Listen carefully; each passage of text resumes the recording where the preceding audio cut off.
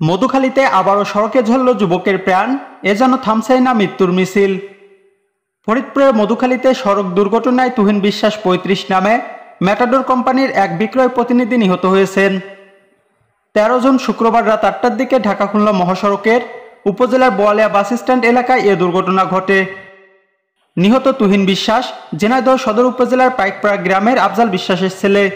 তিনি ম্যাটাডোর কোম্পানির বিক্রয় প্রতিনিধি হিসাবে কর্মরত ছিলেন।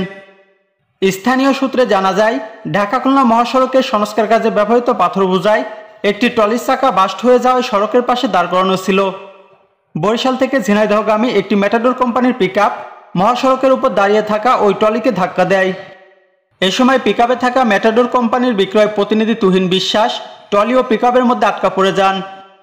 খবর পেয়ে মধুখালী ফায়ার সার্ভিসের সদস্যরা ঘটনাস্থলে পৌঁছে স্থানীয়দের সহায়তায় তাকে উদ্ধার করে মধুখালী উপজেলা স্বাস্থ্য কমপ্লেক্সে নিলে চিকিৎসক তাকে মৃত ঘোষণা করেন।